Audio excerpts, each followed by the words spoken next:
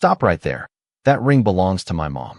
The words cut through the quiet elegance of the Caldwell Foundation gala like a sharp bell, instantly freezing conversations mid-sentence as crystal chandeliers shimmered above polished marble floors, and dozens of guests turned their attention toward a small girl standing near the entrance doors. Maya Johnson stood still but firm, her small hands trembling only slightly as she held up a silver ring that caught the light with a faint, familiar glint, her brown eyes locked directly on the man at the center of the room. Ethan Caldwell, a billionaire known across New York for his precision, control, and emotional distance, had been mid-conversation with board members when the voice reached him. But the moment his gaze landed on the ring, something in him stopped before thought could even form. The room around them did not move. It felt as if even the air had paused to listen. Ethan slowly turned, his expression tightening in a way no one in business meetings had ever seen, and for a brief second, he did not respond at all, as if words had temporarily abandoned him. Maya took a cautious step forward, lifting the ring higher so the light hit its engraved edge, her voice steady despite the tension around her, saying again, softer but unshaken, "That's my mom's ring." A ripple of confusion passed through the guests. Some leaned closer, others exchanged uncertain glances, while security personnel subtly shifted their positions, unsure whether to intervene or wait. Ethan finally exhaled, but it was not relief. It was recognition, something buried deep and long avoided rising uninvited to the surface. "Where did you get that?" he asked, his voice lower than anyone expected, controlled but noticeably different from the tone he used in boardrooms or interviews. Maya did not step back. Instead, she tightened her grip slightly, as if the ring itself was the only proof she needed to stand her ground. "It was my mom's," she said again, carefully enunciating each word. "She said you would know it when you saw it." That sentence hit something unseen inside Ethan, and for the first time that evening, he looked away from the ring and directly at her face, studying her features with an intensity that made the surrounding noise feel distant and irrelevant. The orchestra that had been softly playing in the background seemed to fade entirely as Ethan's mind began to pull fragments from a place he had not visited in years. A memory of a woman smiling under warm evening light, a quiet promise exchanged without witnesses, and a silver ring that once symbolized something he had convinced himself was behind him. But here it was, impossible to ignore, resting in the hands of a child who should not have known its meaning. A soft murmur spread through the guests, someone whispering that this was inappropriate, another suggesting the child must be mistaken, but Maya did not react to any of it. She simply stood there, steady in a way that felt far too composed for someone her age, as if she had rehearsed this moment not with fear, but with certainty. Ethan's assistant moved closer, quietly urging him to step aside, to let security handle the situation, but Ethan raised one hand slightly, without looking away from the girl. The gesture stopped everyone from advancing. "What's your name?" he asked finally, though the question felt less like inquiry and more like confirmation of something he was afraid to accept. "Maya Johnson," she replied without hesitation, her voice clear. The name landed differently than expected, not familiar in itself, but carrying weight in a way Ethan could not immediately place. He repeated it silently in his mind, as if searching for a connection buried beneath years of separation and silence. The ring caught the light again as Maya adjusted her grip, and in that reflection, Ethan saw something that made his chest tighten, not just the object, but the possibility that the past he had carefully sealed away was no longer contained. Around them, the gala continued in fragments, people pretending to sip drinks, pretending not to stare, but the energy in the room had fundamentally shifted, anchored now to the space between a billionaire who could not speak and a child who refused to look away. Ethan finally took a slow step forward, not toward security, not toward escape, but toward her. As if drawn by something he could not yet name, his eyes fixed on the ring that seemed to hold more answers than either of them were ready to say out loud. The silence that followed felt heavier than the chandeliers above them, as Ethan Caldwell remained standing just a few feet away from the child holding the ring, his expression locked in a rare state of uncertainty that no one in the room had ever witnessed before. Around them, the gala guests began to shift uneasily, whispering in low voices, unsure whether they were witnessing a misunderstanding or something far more significant. Ethan's assistant stepped closer again, lowering his voice carefully, suggesting that the situation be handled privately, away from the crowd, away from cameras that had already begun to subtly angle toward the scene. Ethan did not respond immediately. His eyes remained fixed on Maya Johnson, as if every detail of her presence was slowly rearranging something inside his memory that had long been carefully compartmentalized. Finally, he spoke, not loudly, but firmly enough to cut through the tension, saying that the ring she was holding could not belong to her mother, that it was impossible, that she must have been mistaken or given the wrong information. But even as he said the words, there was a lack of conviction behind them, a fracture in tone that betrayed something deeper than logic. Maya did not flinch. She simply raised the ring slightly higher, turning it so the engraved inner marking caught the light again, and repeated calmly that her mother's name was Elena, and that she had told her many times that if she ever found the ring, she should go to Ethan Caldwell. The mention of the name Elena caused a subtle shift in Ethan's posture, almost imperceptible to anyone watching closely, but enough that his assistant noticed and paused. For a brief moment, Ethan's gaze dropped, and the world around him seemed to fade into a quieter, more distant place where memory had more control than reason. Images surfaced uninvited. A dimly lit room years ago, a conversation held in half-truths and interrupted promises, a silver ring exchanged not as jewelry, but as a symbol of something. Neither of them had fully resolved before distance and time intervened. Ethan inhaled slowly, then exhaled as if trying to steady himself before speaking again. He instructed security to remain back, not to touch the child, and instead asked Maya to come a little closer so he could see the ring properly. The crowd reacted immediately with curiosity and confusion, sensing that the dynamic had shifted from interruption to confrontation. Maya took one careful step forward, then another, stopping just within arm's length, her eyes never leaving his.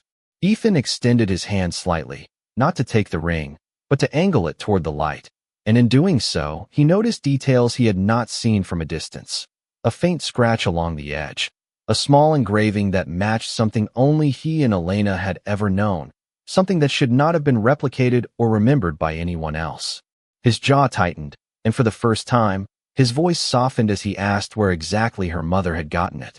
Maya replied that she did not know all the details, only that her mother had always kept it close, and that before she passed, she made her promise to find the man connected to it. At that, a low murmur spread through the guests, some now openly recording, others exchanging theories, while Ethan stood motionless, processing the implications in real time. His assistant again suggested they move upstairs to a private suite, but Ethan raised his hand once more, signaling silence. Instead, he asked Maya a different question, his tone more controlled now, asking how old she was. She answered 7. The number hit differently than expected, aligning uncomfortably with a timeline Ethan had avoided thinking about for years.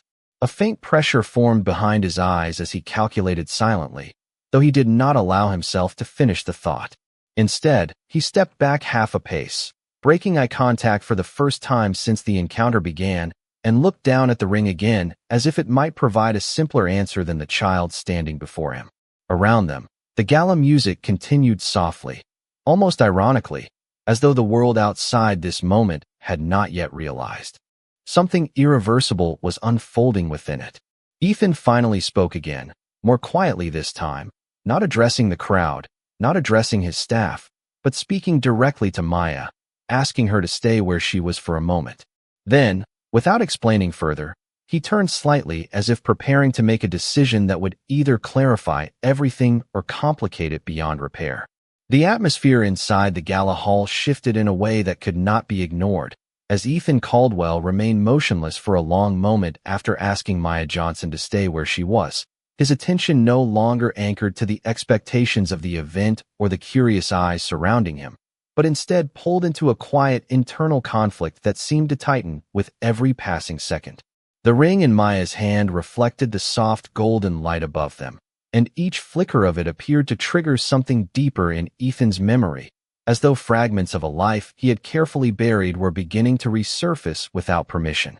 Guests around them grew quieter now, sensing that whatever was unfolding was no longer a misunderstanding, but something personal, something that carried weight far beyond the walls of the ballroom. Ethan finally signaled for one of his senior assistants, a man who had worked with him for over a decade, and asked in a low, controlled voice for confirmation on something private, something that caused the assistant to hesitate before quietly stepping aside to make a discreet call. The delay only heightened the tension, and Maya stood patiently, still holding the ring, her posture steady but her eyes observant, as if she understood that patience was the only thing protecting her position in a room full of uncertainty. Ethan did not look at the crowd anymore. Instead, his focus remained divided between the child and the distant memory that refused to stay buried. Moments later, the assistant returned, leaning in and speaking softly, confirming that records associated with Elena Caldwell had indeed been sealed for years, but contained references that matched the description Ethan had just provided. The words were not loud, but they landed heavily. Ethan closed his eyes briefly, as if absorbing something he had not been prepared to confront in a public setting. When he opened them again, he asked for a private room, not as a request, but as a decision, and for the first time that evening, he moved not as a host of the event, but as someone stepping away from it entirely. Maya was guided with him, not by force, but by invitation, though security maintained a careful distance as they moved through a side corridor lined with quiet lighting and polished stone walls that muffled the sounds of the gala behind them. Inside the private room, the air felt different, less performative, more immediate, and Ethan finally turned fully toward Maya, asking her once again about her mother, this time with a tone that carried less doubt and more searching. Maya explained calmly that her mother had never spoken much about the past, only that the ring was important and that it belonged to someone who once made a promise that was never fulfilled. As she spoke, Ethan sat slowly, as if the weight of her words was becoming physically harder to stand under, and for the first time, his composure showed signs of strain, not in anger or denial, but in recognition. He asked her gently where she had lived before coming here, and Maya answered with simple honesty, describing a small apartment in Queens, modest and quiet, where her mother had worked long hours and kept the ring hidden in a small wooden box. That detail struck Ethan more sharply than anything else so far, because it aligned too precisely with fragments of memory he had tried not to revisit for years. A pause followed, long enough that even the air between them felt suspended. Ethan finally stood again, walking a few steps toward the window, looking out over the city lights that stretched far beyond the gala's glow, as if searching for something that could not be seen directly. When he spoke again, his voice was lower, steadier, but no longer detached, as he asked Maya if her mother had ever mentioned his name directly. Maya nodded once and said that she had, not often, but clearly enough that it stayed with her. At that moment, Ethan did not respond immediately, and the silence that followed was not empty, but filled with the pressure of realization forming too quickly to fully articulate. He turned back toward her slowly, the ring still in her hand, acting like a fixed point between them, and for the first time since the evening began, he no longer asked for proof. Instead, he asked for time, saying that he needed to understand everything clearly before making any decisions. Maya simply nodded, not demanding anything more, her expression calm but observant, as though she had already prepared herself for answers that might take time to arrive. Outside the room, the gala continued, unaware that within this quiet space, the foundation of everything Ethan Caldwell thought he understood was beginning to shift in ways that could not be undone. Inside the private room, the quiet tension between Ethan Caldwell and Maya Johnson continued to deepen, not through volume or movement, but through the weight of unspoken understanding forming between them. The city lights outside the tall window shimmered in slow patterns, casting faint reflections across polished surfaces, while Ethan remained standing for a long moment, as if trying to align what he was hearing with what he believed possible. Maya still held the ring carefully in both hands, no longer lifting it as a declaration, but keeping it steady as if it were something fragile that connected her to a truth she had carried alone for too long. Ethan finally turned back toward her, his expression no longer controlled in the same distant corporate way, but instead marked by something more human and uncertain.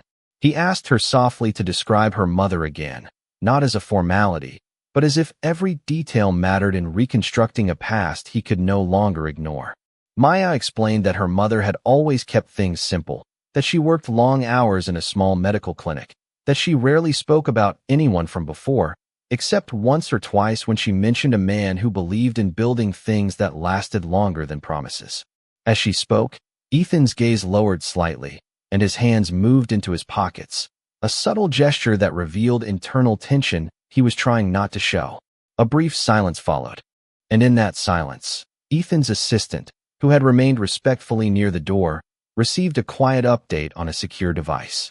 The assistant hesitated, then approached and informed Ethan that additional archival confirmation had been found linking Elena Caldwell's personal records with a legal document that had never been publicly disclosed.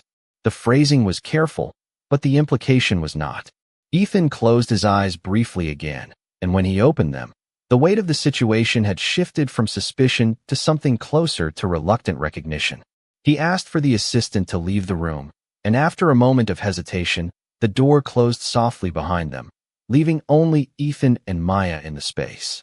The silence that followed felt different now, less defensive, more fragile, as if both of them were standing at the edge of something neither fully understood yet. Ethan slowly walked closer to the table in the center of the room, placing one hand lightly on its surface as if grounding himself, then asked Maya if she remembered anything her mother said about him specifically, not general stories, but direct references. Maya thought for a moment before answering that her mother once said the man connected to the ring was not someone who forgot easily, but someone who learned to live as if forgetting was necessary. That sentence caused Ethan to pause again, his expression tightening slightly as though the words had landed too precisely against something internal. He turned away briefly, looking out toward the city again, and for a moment, the reflection in the glass showed not a billionaire surrounded by control, but a man standing in front of consequences he had never fully prepared to face. Maya did not interrupt him. She simply waited, still and composed, her presence steady in a way that contrasted with the emotional turbulence building in the room. When Ethan finally spoke again, his voice was quieter, and he asked her why she came here tonight specifically, why she chose this moment in a public place rather than seeking him privately. Maya explained that her mother had left instructions that if anything ever happened to her, the ring would be the only way to be believed, and that she was told Ethan Caldwell would understand it when he saw it, even if he did not want to. That final phrase lingered heavily between them. Ethan slowly sat down this time, not as a sign of defeat, but as if acknowledging that standing would no longer help him process what was unfolding.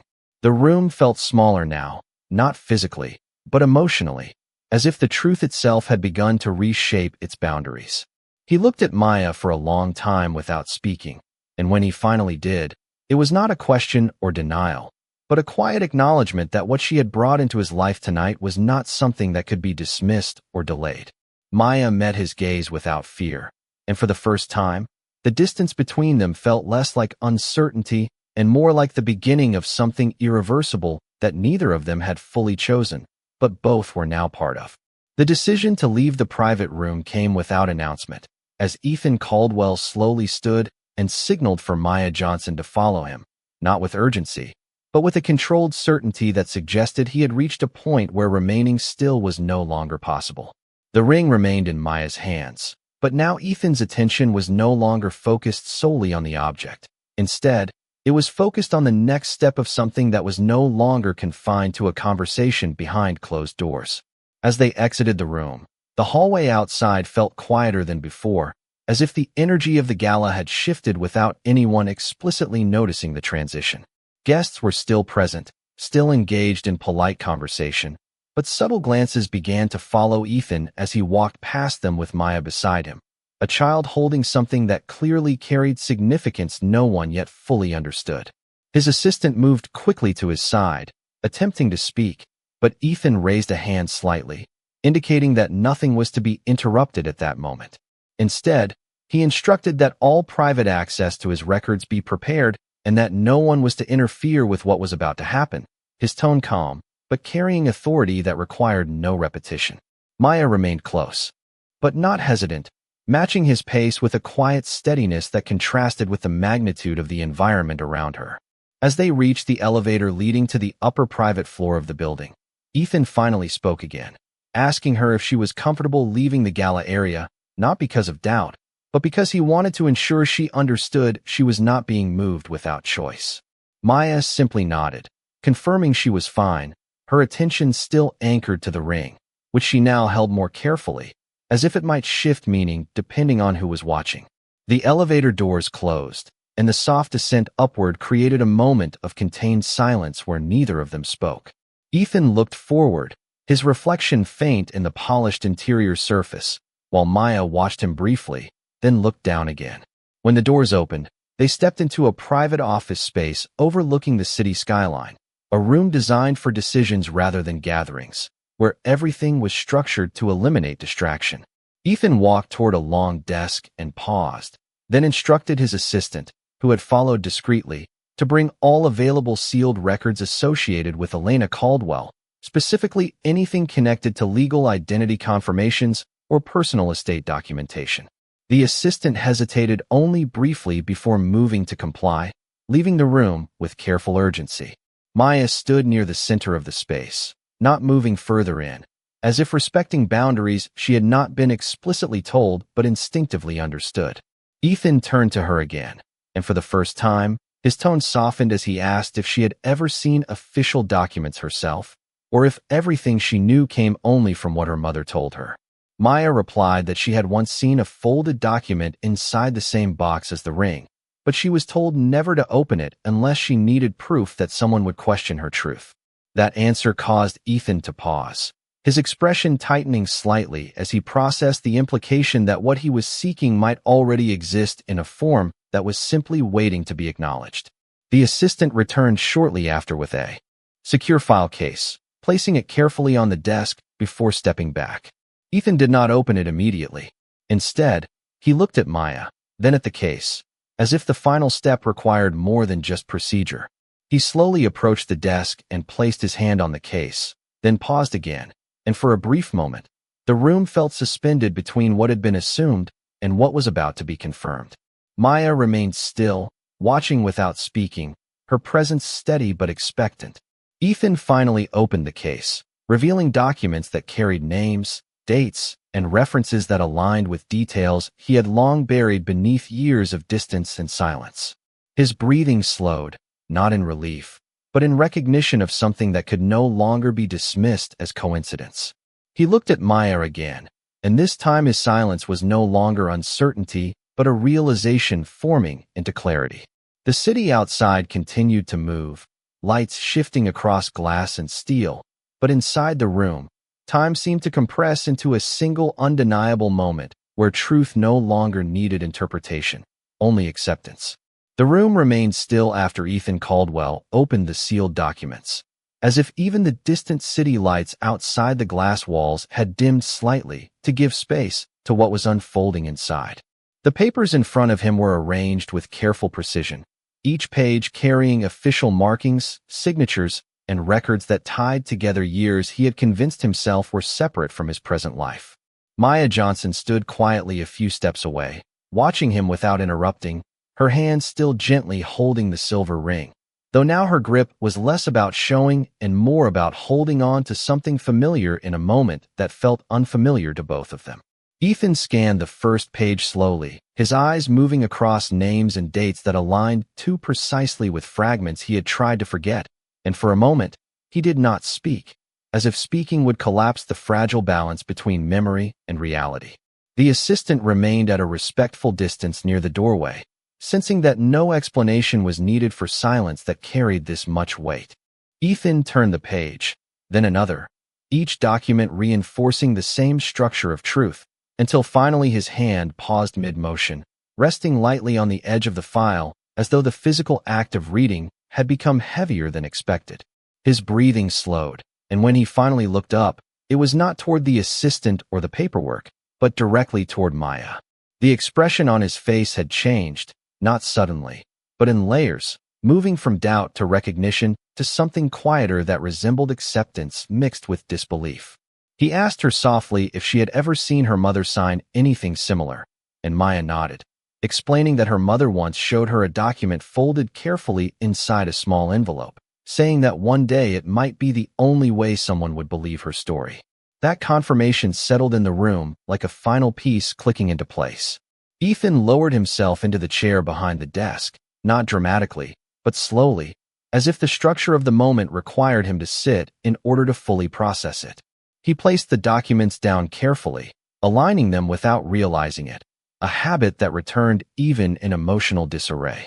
Maya took one small step closer, not rushing, but no longer staying distant.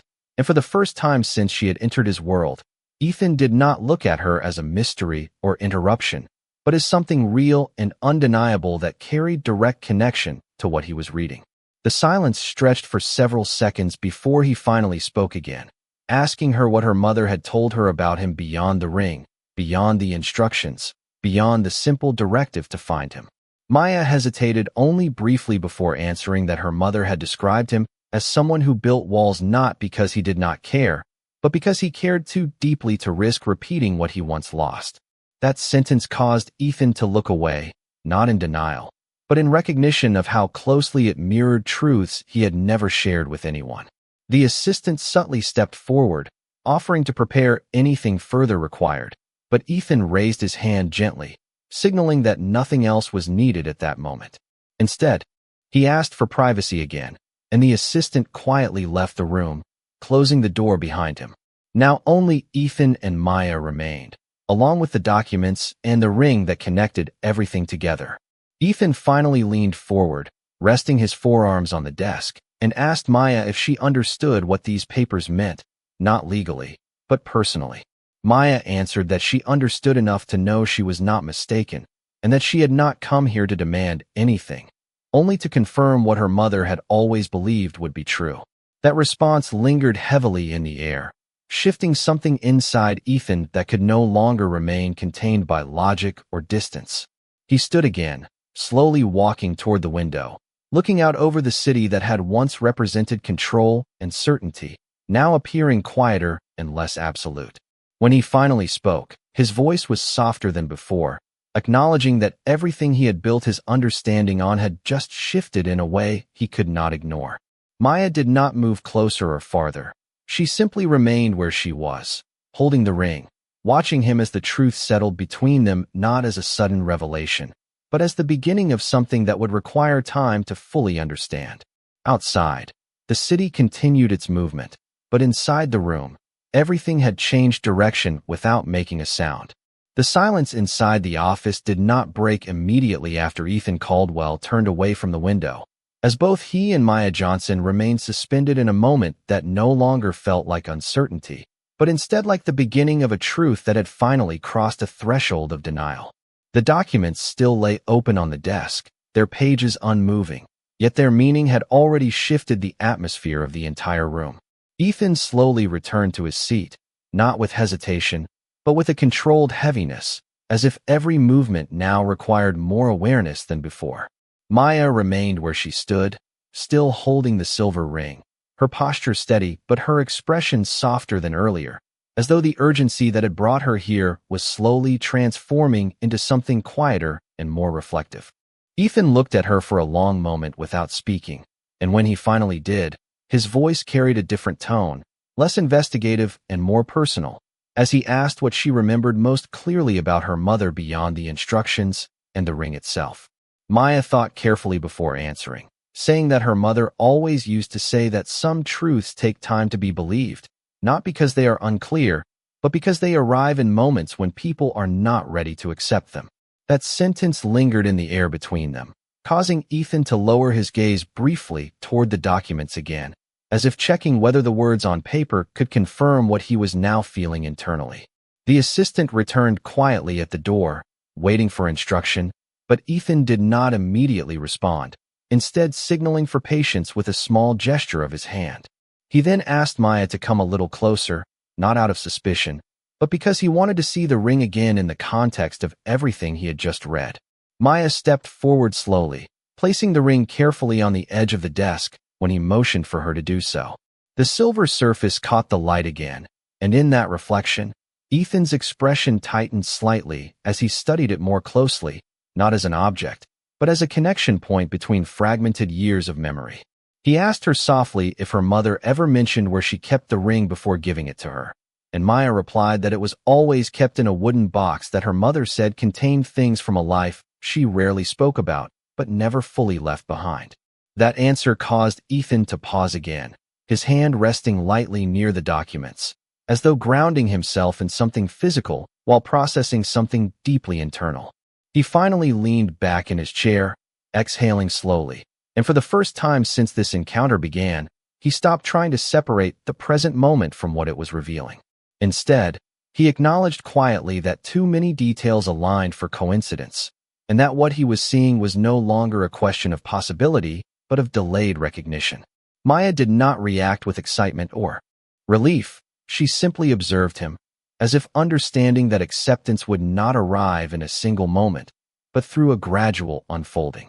The assistant stepped forward again, offering to arrange private verification procedures or legal confirmation steps, but Ethan shook his head slightly, indicating that no further procedural action was needed yet. Instead, he stood once more and walked toward Maya, stopping at a respectful distance, then asked her if she had ever wondered why her mother chose to tell her to come here specifically. Maya answered that she believed her mother wanted her to meet the truth directly, not through stories or explanations, but through the person connected to it. That response created another pause, longer than before, during which Ethan looked at her with a mixture of realization and restraint, as though understanding that the weight of what she carried had been intentional rather than accidental. He then slowly extended his hand, not to take anything, but to acknowledge her presence in a way that was no longer uncertain. Maya did not move back. The ring remained on the desk between them, no longer just an object of memory, but now a shared reference point of something both fragile and irreversible. Outside the office, the city continued its rhythm of movement and light, but inside, the conversation had shifted beyond explanation, entering a space where truth no longer needed validation to exist, only acknowledgement. The tension inside the office did not dissolve even as silence stretched between Ethan Caldwell and Maya Johnson, because what had begun as uncertainty had now evolved into a fragile acceptance that neither of them could fully define yet. Ethan slowly withdrew his hand after the brief moment of acknowledgement, not as rejection, but as if respecting the emotional weight of what that simple gesture represented. Maya remained still, her eyes following him carefully, while the silver ring rested on the edge of the desk between them, no longer functioning as a mystery, but as a shared anchor point that tied their fragmented understanding together. Ethan finally turned back toward the documents once more, though this time his gaze was not searching for proof, but for confirmation of something he already felt forming internally. The assistant stood quietly near the doorway, waiting for instruction, but Ethan did not immediately speak. Instead, he asked Maya in a calm voice if she had ever seen any photograph of him in her mother's possession, or if everything she knew had come only through words. Maya thought for a moment before answering that her mother kept only one photograph, folded carefully inside the same box as the ring, but she was told never to show it unless someone denied who she was. That detail caused Ethan to pause again, his expression tightening slightly as he absorbed how deliberately everything had been preserved, as if each piece of this moment had been prepared long before it arrived. He slowly stood from his chair and walked a few steps toward the window again, looking out over the city lights that stretched into the distance like a living pattern of movement and silence. For a brief moment, he did not speak, and the room remained still behind him, with Maya watching without interruption. When he finally turned back, his voice was lower and more controlled, but no longer detached, as he said that he would need to verify everything formally, not because he doubted her, but because the implications required clarity beyond emotion. Maya nodded once, understanding without resistance, her presence steady as if she had already accepted that truth would take time to fully settle. The assistant then stepped forward carefully, offering to arrange immediate secure verification channels, including legal review and identity confirmation protocols, but Ethan raised his hand slightly again, signaling that it would wait until he was ready to proceed. Instead, he asked for privacy to continue the conversation alone, and after a brief pause, the assistant quietly exited the room, closing the door behind him. Now only Ethan and Maya remained, along with the documents and the ring that sat between them like a silent witness. Ethan returned to the desk and leaned forward, placing both hands on the surface as if grounding himself before speaking again. He asked Maya if she understood what it would mean if everything in those documents was accurate, not only in terms of identity, but in terms of what it would change between them moving forward. Maya responded calmly that she did not come expecting anything to change instantly, only to ensure that the truth was no longer hidden or denied. That answer created a deeper silence, one that felt less like uncertainty and more like transition. Ethan looked at her for a long moment, and in that look there was no longer distance, only the slow acknowledgement of responsibility forming where confusion had been before. He finally spoke again, saying that regardless of legal outcomes or formal confirmation, she would not be dismissed or ignored, and that he would ensure she was safe while everything was being reviewed. Maya did not react with surprise, only a quiet acceptance, as if stability had always been her expectation rather than uncertainty. The ring remained on the desk, untouched now, as both of them understood that its meaning had expanded beyond memory into consequence. Ethan slowly sat back again, exhaling as the weight of the situation settled more fully, while Maya remained standing, not as an outsider anymore, but as someone whose presence had already begun to reshape the boundaries of his world. Outside the glass walls of the office, the city continued its endless movement, unaware that inside this single room, the definition of connection, truth, and identity had already begun to change in ways that would not reverse.